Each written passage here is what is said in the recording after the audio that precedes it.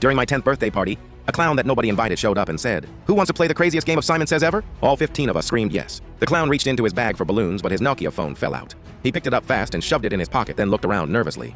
"Okay, kids, game's on, but we can't play, Simon Says here." My friend Dick spoke up. "Why not? The backyard is huge." The clown glanced around because we need more space. "So we're going to the park down the street." We all exchanged looks, but your parents know where we're going? I already told them. He started leading us out the side gate deliberately, not through the house where the adults were. We blindly followed him like the kids with no survival instinct that we were, and stopped 2 blocks down at the neighborhood park. We formed a circle in the green grass. The clown stood in the center. Simon says jump, we jumped. Simon says spin around, we spun. Simon says touch your toes. It seemed like a normal game, not a crazy one. We were laughing because Dick was too fat to touch his toes. But then the game changed. Simon says jump if you have a little sister. 5 kids jumped, including my friend Tommy. The clown stared at Tommy, nodded to himself. Simon says raise your hand if both your parents came to this party. Most hands went up. A few stayed down. Dick whispered to me, "These are weird questions." Clown continued. Simon says wave if someone who went to this party has curly blonde hair. We waved. The clown's eyes darted around. Simon says step forward if you came with a younger sibling today. Tommy stepped forward.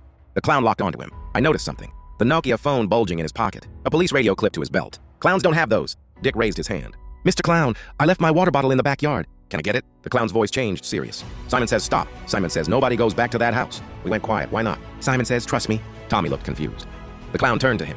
Simon says clap. If that younger sibling wanted to make friends at this party, Tommy clapped slowly. Simon says nod.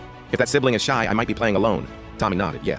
My sister Angie is probably upstairs in the house playing with dolls. Why? The clown was tense. Simon says, describe what she's wearing. Pink dress. Why are you asking about Angie? Simon says, keep playing. The clown kept checking his watch, checking his phone. 25 more minutes of random questions. We were getting restless. Can we go back for cake? When's the party stuff? Then we heard sirens getting closer. The clown checked his Nokia one more time. Okay, kids, game's over. Let's head back.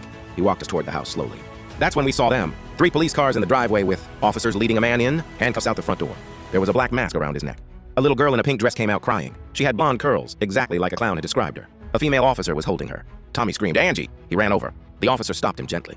"She's okay. She's safe." We were frozen, not understanding. My dad was also sitting on the steps with a paramedic checking his face, bruised everywhere. I went to run over to him. But that's when the clown pulled off his wig, his red nose. It was Mr. Grimes from down the street. "You're not a clown." Mr. Grimes looked at me and explained everything.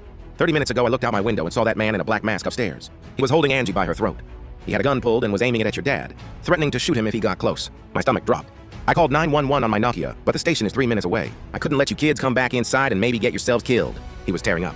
I work at the circus on weekends. So I grabbed my costume from my car and ran over to you, trying to bring you to the park and keep entertaining you, so the police could do their job. He knelt down to Tommy's level. Those, Simon says, questions. I was trying to figure out who the girl was, so if things went wrong and she got hurt, I'd know who to tell and keep safe. Tommy was crying. "Is Angie okay?" The officer spoke. "She's safe." That man broke in through the side door. He paused. "If you kids had walked through that house, he might have heard. You might have hurt someone." Tommy hugged Mr. Grimes. Still can't believe Dick couldn't touch his toes.